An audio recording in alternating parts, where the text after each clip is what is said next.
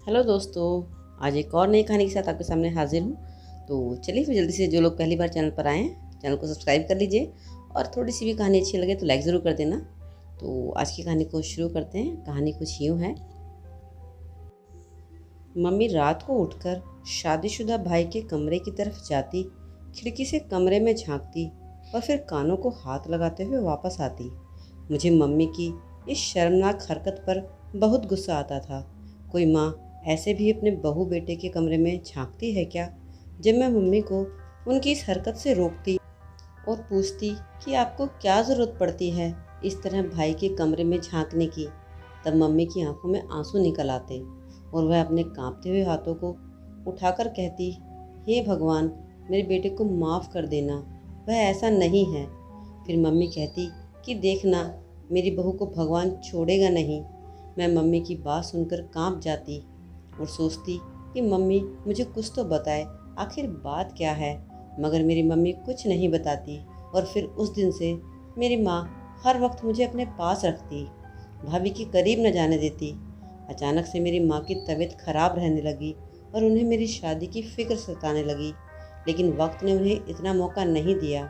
लेकिन मरने से पहले वह मुझसे कह कर गई, बेटी अपनी भाभी से दूर रहना और रात को अपना कमरा अंदर से बंद करके सोना और भाभी को अंदर ना आने देना। मैं ऐसा ही करती थी। अभी मम्मी को मरे हुए कुछ दिन ही गुजरे थे। एक दिन भाभी अपने कमरे में दर्द से चिल्लाने लगी।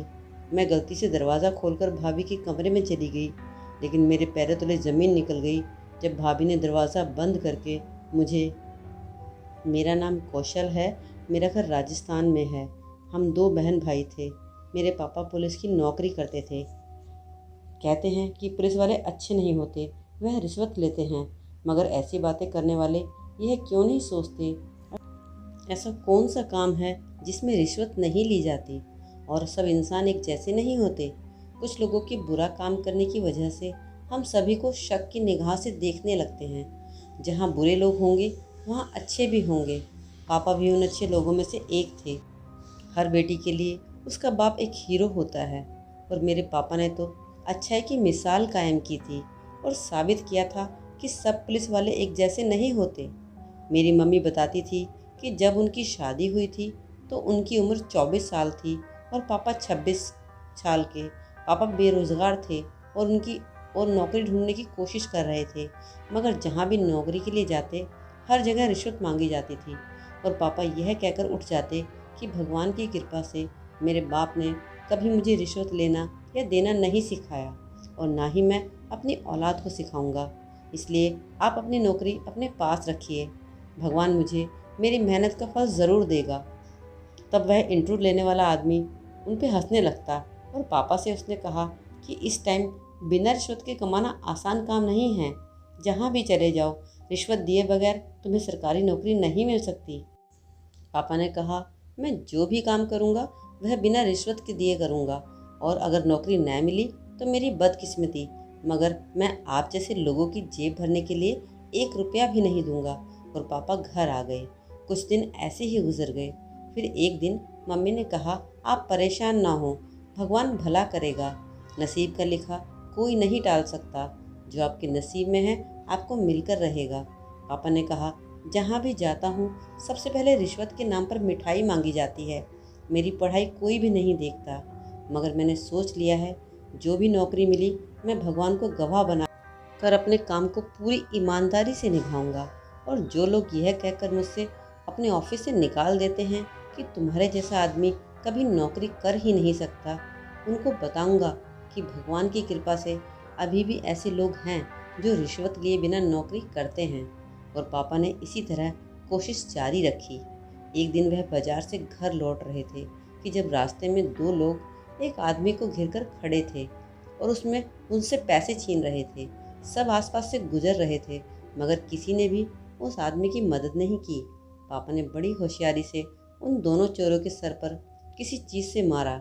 सब इतना अचानक हुआ था कि वह चोर संभल नहीं सके और गिर गए। तब वह आदमी जिसको ये चोर लूट रहे थे, उसने अपनी गाड़ी से मोबाइल उठाया और फिर पुलिस को कॉल कर दी। कुछ देर के बाद पुलिस भी पहुंच गई और उन दोनों को हिरासत में ले लिया। तब उस आदमी ने मेरा धन्यवाद किया और कहा कि इतने लोग यहाँ से गुजर रहे थे, मगर किसी ने खुद को खतरे में नहीं डाला। मगर तुमने मेरी मदद की। जब तक तुम्हारे जैसे लोग इस दुनिया में हैं, भगवान की कृपा से कोई किसी का कुछ नहीं बिगाड़ सकता। उस आदमी ने मेरे पापा से कहा कि आइए मैं आपको घर तक छोड़ दूँ। पापा ने कहा कि मैंने आपकी मदद की है, मुझे इसका सिला नहीं चाहिए। उस आदमी ने कहा कि तुम बहुत अच्छे इंसान हो, मुझे तुमसे मिलकर बहुत खुशी हुई। और पापा फिर घर आ गए। कुछ ही दिनों में पापा को फिर से इंटरव्यू के लिए बुलाया गया और जब पापा का नंबर आया तो वहाँ वही आदमी पुलिस यूनिफॉर्म पहने कुर्सी पर बैठा था। जब उसने पापा को देखा तो हैरान हो गया और कहा, देख लो, इसे कहते हैं किस्मत। मैं जानता हूँ तुम एक अच्छे आदमी हो। अगर मैं तुम्हें यह नौकरी दे दूँ तो तुम समझोगे मैंने तुम्हारे एहसान के बदले ये नौकरी दी है। पापा ने कहा, आप बिल्कुल ठीक कह रहे हैं, मैंने कोई एहसान नहीं किया, मैंने तो मदद की थी और हम सभी को एक दूसरे की मदद करनी चाहिए बिना लालच के। अगर मैं इस नौकरी के काबिल हूँ तो ठीक है, वरना मुझे आज्ञा दीजिए। अब उस पुलिस वाले आदमी ने कहा, ठीक है, अगर तुम इस काबिल हुए तो तुम्हें फ़ोन करके बता दूंगा। उसके बाद पापा घर आ गए और 1 महीने बाद पापा को लेटर मिला और पुलिस की नौकरी मिल गई। जिस दिन पापा को ज्वाइनिंग देनी थी उस दिन वही पुलिस वाला जो पापा से बड़ा था, उसने पापा से कहा कि तुम इस नौकरी के लिए ही थे, इसलिए तुम आज यहाँ हो, इसको एहसान मत समझना। उस दिन मेरे पापा बहुत खुश थे। समय बीतता गया, भाई की पढ़ाई पूरी हुई तो उन्हें भी एक कंपनी में जॉब मिल गई। पापा और हम सब बहुत अच्छी ज़िंदगी गुजार रहे थे। पापा की सर्विस ख़त्म होने में 1 साल रह गया था। पापा ने मेरा रिश्ता अपनी ही एक रिश्तेदारी और भाई का रिश्ता अपने दोस्त के घर तय कर दिया था। बस शादी करना बाकी था। पापा के पास ज़्यादा कुछ नहीं था क्योंकि वह रिश्वत वगैरह नहीं लेते थे। जो सैलरी मिलती उसी से हमारा गुजारा चलता था। पापा ने अभी तक भी घर पूरा नहीं कराया था। पापा के पास एक मोटरसाइकिल थी, वह भी उनकी शादी से पहले की थी। पापा कहते थे कि जितनी मेरी सैलरी है उसे खाने को तो 2 वक्त की रोटी ही मिलती रहे, बस वही गनीमत समझनी चाहिए। एक दिन पापा ड्यूटी पर थे, उनकी ड्यूटी हाईवे पर थी, जब उनके सामने कुछ लोग ज़बरदस्ती कुछ औरतों और बच्चों को पकड़कर ले जा रहे थे। पापा ने जब चेकिंग के लिए उनको रोका तो पापा के साथ ड्यूटी पर मौजूद ऑफिसर ने कहा कि आप इन्हें जाने दें, यह मेरे लोग जान पहचान के हैं। पापा ने कहा कि मुझे इन लोगों पर शक लग रहा है, इसलिए इनकी चेकिंग करना ज़रूरी है। पापा को ऑफिसर की बात पर शक हो गया था, इसलिए उन्होंने पहले ही अपने सीनियर ऑफिसर को फ़ोन पर सारी बात बता दी थी। उनमें से एक औरत ने पापा से इशारे से हाथ जोड़ते हुए मदद मांगी। पापा ने लोगों से कहा कि आप सब लोग गाड़ी से बाहर निकलें, मुझे आपकी गाड़ी की तलाशी लेनी है। वह लोग पापा से उलझने लगे और कहने लगे, प्लीज़ हमें जाने दें, हम बहुत ही जल्दी में हैं। पापा ने कहा, तुम लोग इन औरतों और बच्चों को जाने दो और ख़ुद को पुलिस के हवाले कर दो, तुम्हारे लिए यही बेहतर होगा। मगर वह नहीं माने। जब दूर से पुलिस की दूसरी गाड़ी आते देखी तो वो लोग ज़बरदस्ती भागने लगे। तभी पापा ने एक आदमी को पकड़ लिया। उस आदमी का साथी उसे वहीं छोड़कर भागने लगा।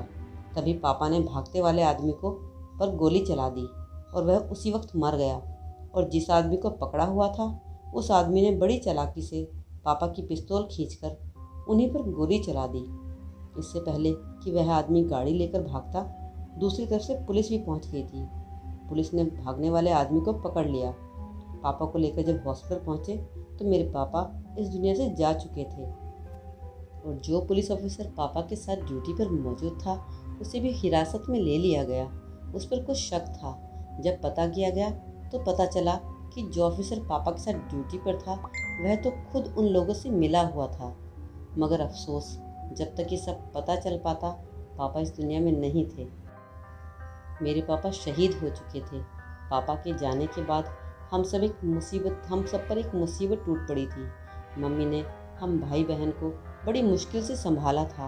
पापा के जाने का दुख मुझसे बर्दाश्त नहीं हो पा रहा था। मैं बीमार रहने लगी थी। मम्मी और भाई मुझे समझाते थे कि यह दुनिया है, सबको एक दिन चले जाना है, तुम खुद को संभालो और थोड़ा सा खा लो। देखो ना, तुम्हारी वजह से मैंने और मम्मी ने भी खाना नहीं खाया, मगर मुझे कुछ होश नहीं था। भाई रोते हुए कमरे से निकल गया और मम्मी ने कहा, बेटी हमारे लिए नहीं तो अपने पापा की खातिर संभल जाओ, तुम्हारे पापा की आत्मा कितनी तकलीफ़ में होगी। तब मैंने कई दिन बाद खाना खाया था। यूं ही 2 साल गुजर चुके थे। एक दिन मम्मी ने कहा कि तुम्हारा भाई कुछ परेशान सा है, तुम पूछो, वह तुमसे कोई बात नहीं छुपाता। भाई घर आए तो सीधे कमरे में चले गए। कुछ देर बाद मम्मी ने कहा, जाओ अपने भाई से कहो कि खाना खा ले। मैं भाई के कमरे में गई और भाई से कहा कि मम्मी आपको बुला रही है। भाई ने कहा कि मुझे भूख नहीं है, तुम खाना खा लो। मैंने कहा, भाई क्या बात है, कोई परेशानी है तो मुझे बताइए। भाई ने कहा कि कुछ भी नहीं, बस थक गया हूँ, आराम करूँगा। और उसी दिन पहली बार भाई ने मुझसे झूठ बोला था। कुछ तो बात ज़रूर थी, लेकिन भाई बता नहीं रहे थे। बहुत दिनों से मम्मी की तबीयत खराब रहने लगी थी। एक दिन भाई ऑफिस जा रहे थे। मैंने कहा कि भाई मम्मी कुछ ठीक नहीं है, आप डॉक्टर को दिखा दें। भाई ने कहा, मुझे पहले ही देर हो चुकी है, फिर किसी दिन डॉक्टर को दिखा लेंगे। तुम मम्मी को दवाई खिला दो, उसके खाने से मम्मी की तबीयत बेहतर हो जाएगी। भाई के जाने के बाद मैं हैरान हो गई थी, पता नहीं उसको क्या हो गया है। भाई पहले तो ऐसी बात नहीं करते थे, अब तो जब भी बात करो गुस्से में जवाब देते हैं। फिर एक दिन भाई को कहीं दावत पर जाना था। मुझे कहा कि मेरे लिए नए कपड़े इस्त्री कर देना, लेकिन मुझे याद नहीं रहा, मैं बाकी कामों में बिजी थी। जब भाई घर पर आए और कहने लगे कि बहन कपड़े मेरे कमरे में रख दो, तब मैं किचन में थी, मुझे आवाज़ सुनाई नहीं दी। और भाई ने जब बाहर आकर देखा तो कपड़े नहीं रखे थे, मैं खाना बना रही थी। तभी भाई इतने गुस्से में आकर बोले कि बहरी हो गई हो क्या, आवाज़ सुनाई नहीं देती, कब से आवाज़ मैं दे रहा हूँ, मेरे कपड़े कहाँ हैं। मैंने कहा, भाई वह तो मुझे याद नहीं रहा इस्त्री करना, भूल गई। भाई ने कहा, बाकी सब याद है, क्या बनाया है और क्या खाना है। अगर याद नहीं है तो बस यही याद नहीं कि जो मैंने तुमसे कहा था। मैंने कहा, भाई कसम से मुझे याद नहीं रहा, आप जानते हैं पहले कभी ऐसा नहीं हुआ। भाई गुस्से से बोलते हुए घर से बाहर निकल गए। मैंने मम्मी से कहा, भाई को क्या हुआ है, इतने गुस्से में रहने लगे हैं। मम्मी ने कहा, कुछ नहीं, वैसे ही अपने काम की वजह से परेशान होगा, तुम टेंशन ना लो, घर आ जाएगा, तो मैं खुद बात करूँगी।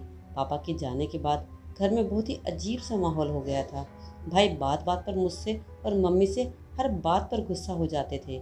हालांकि पहले तो भाई ऐसे नहीं थे, हमारी छोटी सी भी तकलीफ़ पर काम छोड़कर आ जाते थे। मम्मी बीमार पड़ी बुखार में सुलग रही थी, मगर भाई को परवाह नहीं थी। ना जाने मेरे घर को किसकी नज़र लग गई थी। मैं खुद मम्मी को लेकर डॉक्टर के पास गई थी। मैंने भाई को कॉल की और मम्मी की तबीयत का बताया कि डॉक्टर के पास लेकर आई हूँ, आप आ जाएं। तो भाई कहने लगे, मैं काम में बिज़ी हूँ, तुम मम्मी को लेकर चली जाओ। भाई से बात करते हुए मुझे किसी और की भी आवाज़ आई थी, जिसे पहचानने में मुझे देर नहीं लगी थी। वह आवाज़ मेरी मामी की थी। भाई वहाँ क्या कर रहे थे और मुझसे झूठ क्यों बोला। भाई को यह अच्छी तरह पता था कि मामा मामी हमें कुछ नहीं समझते और ना ही हमारी किसी तरह की सहायता करते हैं।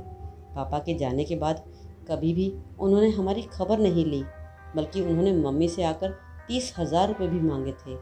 मम्मी ने कहा था कि इतने पैसे हमारे पास कहाँ से आएंगे। तो मामा कहने लगे, तुम्हारा पति पुलिस में था और पुलिस वालों को तो ऊपर की कमाई बहुत आ जाती है। तो मम्मी ने गुस्से से कहा, बस बहुत हुआ, आप अच्छी तरह जानते हैं कि उन्होंने कभी धोखे का एक पैसा नहीं कमाया, और आप क्या जाने अच्छे बुरे में फ़र्क।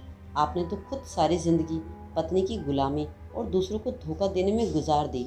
मामा हमें भला बुरा कहते हुए चले गए और तब से मामा ने हमारे घर आना छोड़ दिया था और आज भाई उन्हीं के घर बैठा था।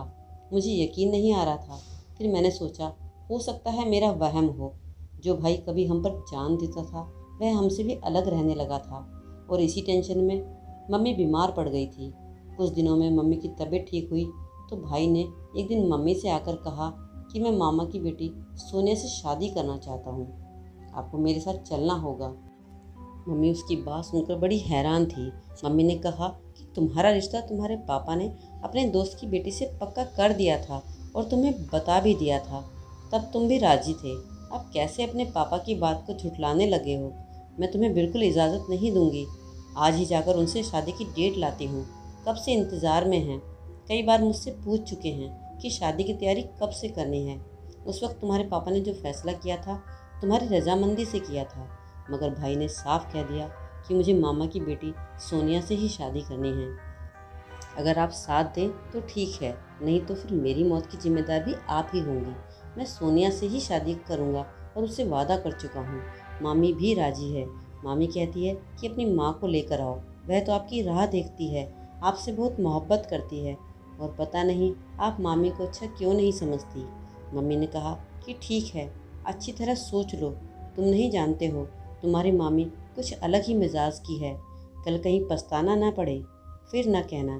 भाई ने कहा कि आपको नहीं चलना तो मेरे साथ ना चलें, लेकिन इस तरह की बातें करने की कोई ज़रूरत नहीं है। मैं और मम्मी बहुत परेशान थी। हमारा इतना अच्छा घर था, मगर अब घर अजीब सा लगने लगा था और दिन ब दिन हालत बिगड़ने लगी थी। भाई ने मामा की बेटी से शादी कर ली। मैंने भाई को बहुत समझाया, मगर वह नहीं माने और अपनी ज़िद पूरी कर ली। मामा की बेटी सोनिया अपनी माँ की तरह बड़ी चालाक थी। भाई के सामने तो बहुत धीमी और जी में बात करती, मगर जैसे ही भाई घर से बाहर जाते तो भाभी का रवैया मम्मी के साथ अजीब सा हो जाता। मगर मैंने जो बात नोट की थी वह बहुत अजीब सी थी। अब मम्मी रोज़ रात को भाई के कमरे के बाहर खड़े होकर अंदर झांकती। मुझे मम्मी की हरकत बहुत बुरी लगती। मैं मम्मी से पूछती तो वे मुझे कुछ ना बताती, मगर मेरी मौसी को हर बात बताती और उन्हें कहती कि तुम जल्दी से आ जाओ। मम्मी हर वक्त परेशान रहती और भगवान से प्रार्थना करती कि मेरे बेटे को माफ़ कर देना, और मुझे कहती कि तुम्हारी भाभी रात को जो हरकतें करती है ना, तुम देखना, तुम्हारी भाभी को भगवान छोड़ेगा नहीं। मैं मम्मी की बात सुनकर कांप जाती।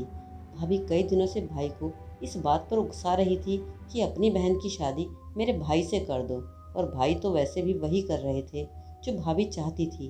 भाई ने मम्मी से कहा कि बहन के लिए रिश्ता बहुत बेहतर है, मगर मम्मी ने कहा कि मैं अपनी बेटी का विवाह बहुत पहले दूर की रिश्तेदारी में तय कर चुकी हूँ। तुम्हें तो तुम्हारी पत्नी ने अंधा किया हुआ है, तुम्हें तो अपनी माँ बहन नज़र नहीं आती, तुम मेरी बेटी से दूर रहो, तुम्हारी वजह से सब कुछ बर्बाद हो गया है। मेरी फूलों जैसी बेटी तुम्हारी पत्नी के कामों के बोझ में दब गई है। तुम्हारी पत्नी सारा दिन कमरे में पता नहीं क्या करती रहती है, बाहर का कोई काम नहीं करती। मैं बीमार हूँ, यह मुझे संभाले या तुम्हारी पत्नी को। भाई ने कहा कि मम्मी बस करो, आप तो शुरू से सोनिया के खिलाफ थी और अब इसलिए इस तरह की बातें कर रही हैं। मम्मी ने कहा कि अभी भी वक्त है, संभल जाओ वरना बहुत पछताओगे। भाई ने मम्मी की बातें नहीं सुनी और कमरे से बाहर निकल गए। मेरी मम्मी हर वक्त मुझे अपने साथ रखती, भाभी के पास भी जाने ना देती। कुछ दिन से मम्मी की तबीयत बहुत ख़राब रहने लगी और उन्हें मेरी शादी की फ़िक्र सताने लगी, लेकिन वक्त ने उन्हें इतना मौका ही नहीं दिया। लेकिन मरने से पहले वह मुझे कह कर गई थी कि अपनी भाभी से दूर रहना और रात कमरा लॉक करके सोना और भाभी को अंदर ना आने देना। मैं ऐसा ही करती थी। अभी मम्मी को गुजरे 1 महीना भी नहीं हुआ था कि एक दिन अचानक भाभी दर्द से चिल्लाने लगी। मैंने गलती से दरवाज़ा खोलकर भाभी के कमरे में चली गई, लेकिन अंदर का नज़ारा देखकर मेरे पैरों तले ज़मीन निकल गई, क्योंकि मेरे अंदर जाते ही भाभी ने दरवाज़ा बंद कर दिया और बड़ी अजीब आवाज़ में कुछ पढ़कर मुझ पर फूंकना शुरू कर दिया। मैं दरवाज़ा खोलकर बाहर की तरफ भागी थी कि अचानक मैं अपनी मौसी से टकरा गई। मौसी के साथ एक बूढ़ी औरत भी थी। उसने कहा कि घबराओ नहीं, अब मैं आ गई हूँ। उस औरत ने कुछ पढ़ना शुरू किया। तभी भाभी अजीब आवाज़ से मैं कहने लगी, बूढ़ी औरत क्यों मेरे हाथों मरना चाहती है, चली जाओ यहाँ से, और कौशल तेरी शादी तो मैं अपने भाई से करवा कर ही रहूँगी। हमारी किस्मत अच्छी थी कि इस वक्त भाई भी आ गए। भाई भी सब जान चुके थे, वह बूढ़ी औरत कोई तंत्र मंत्र वाली थी। मौसी ने मुझे और भाई को एक एक काला धागा पकड़ा दिया और कहा कि किसी भी हालत में यह छोड़ना मत, और फिर वह बूढ़ी औरत तेज आवाज़ में मंत्र पढ़ने लगी। भाभी तभी अजीब आवाज़ में कहने लगी, मुझे छोड़ दो, मेरा कोई कसूर नहीं है, मुझे मेरी माँ ने जो कहा था मैंने वही किया।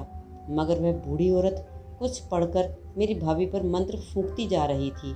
उसने कहा कि इसी ने तुम्हारी माँ की जान ली है, तुम्हारी माँ की कोई बीमारी नहीं थी, इसने नींबू पर मंत्र कराया है और इस नींबू का रस तुम्हारे भाई को पिलाती है। उसके दिल और दिमाग पर इसने जादू किया हुआ है ताकि यह अपने घर वालों से नफरत करे और उससे मोहब्बत करे। फिर वह मेरे भाई के कदमों में बैठ गई और सारी बातें बताने लगी। उसने बताया कि वह एक बहुत बड़ी जादूगरनी है। उसने पहले तुम्हारे भाई को अपने काबू में किया और फिर अपनी बेटी की शादी तुम्हारे भाई से करवा दी। मेरी भाभी रात को कमरे में रोज़ एक दिया जलाती ताकि वह मेरे भाई को अपने काबू में कर सके, और इस घर पर बस मेरी भाभी की हुकूमत हो। मेरी मौसी ने यहाँ आने में थोड़ी देर कर दी। काश मेरी माँ के मरने से पहले आई होती, मगर आज जब वह घर आई तो सारे राज खुलकर सामने आ गए। मेरा भाई अब सब कुछ जान गया था। उसने अपनी पत्नी को डिवोर्स देकर उसे घर से निकाल दिया। भाई रो रहे थे और मौसी हमारे पास बैठी थी। कहने लगी, अब सब ठीक हो जाएगा। मैं मौसी के गले लगकर रोने लगी। सोचने लगी कि अपनों ने ही हम पर कितना जुल्म किया है। इन लोगों को क्या मिला मेरी माँ को मुझसे छीन कर, मेरी माँ की जान लेकर। मेरी माँ ने इनका क्या बिगाड़ा था। और फिर मैंने मौसी से पूछा कि यह सब आपको कैसे पता चला। तब मौसी ने बताया कि तुम्हारी माँ ने मुझे ये सब पहले ही बता दिया था। वह सब देख चुकी थी। उन्होंने मुझे ही फ़ोन करके यहाँ बुलाया था, लेकिन मेरी टिकट ना हो पाई, इसलिए मुझे आने में देर हो गई। भाभी अभी तक भाई अभी तक रो रहे थे। उसे अपने किए पर शर्मिंदगी हो रही थी, लेकिन इसमें भाई की कोई गलती नहीं थी। जादू चीज़ ही ऐसी है, इंसान को अपने वश में कर लेती है। फिर इंसान वही करता है जो जादू टोने वाले करने को कहते हैं। भाई रोते हुए मुझसे माफ़ी मांगने लगा, लेकिन भाई की इसमें कोई गलती नहीं थी, इसलिए मैंने भाई को माफ़ कर दिया। हमें बर्बाद करने वाले हमारे मामा मामी थे, जिन्होंने हमारा पूरा घर तबाह कर दिया था। और फिर कुछ दिन बाद हमें पता चला कि सोनिया की एक एक्सीडेंट में मौत हो गई है। मामी भी उसके सदमे में पागल हो चुकी है। मामा की भी ऐसी हालत हो चुकी है कि वह किसी काम के नहीं रहे। उनके हाथ पैर ने काम करना बंद कर दिया था। वह अपनी ज़िंदगी के पाप की सज़ा यहीं भुगत रहे थे। इस बात को आज 3 साल हो चुके हैं, लेकिन जब भी मैं बातें याद करती हूँ मेरी रूह कांप जाती है। अब मेरे भाई ने, जहाँ मेरे पापा ने उनका रिश्ता तय करवाया था, वहाँ शादी कर ली। मेरी नई भाभी बहुत अच्छी है, और कुछ दिन बाद मेरी मौसी ने भी अपने किसी रिश्तेदारी में मेरी शादी तय करके मुझे वहाँ ले गई। अब जहाँ मेरी शादी हुई है मैं बहुत खुश हूँ। वह लोग बहुत अच्छे हैं और मेरा पति भी मुझे बहुत प्यार करता है। मामी पागल होकर गली गली भटक रही है और मामा पूरी तरह खाट में लग गए हैं। वह लोग अपने किए की सज़ा इसी जन्म में भुगत रहे हैं। आखिर में बस मैं इतना ही कहना चाहूँगी कि जो लोग किसी का बुरा चाहते हैं वह बुराई पलट कर ज़रूर सामने आती है। इस जन्म का किया हुआ पाप इसी जन्म में भुगतना होता है, इसलिए कभी भी किसी का बुरा नहीं तो वह पलट कर तुम्हारे सामने ही आएगा। तो दोस्तों, आपकी ये कहानी कैसी लगी ज़रूर बताइएगा। धन्यवाद।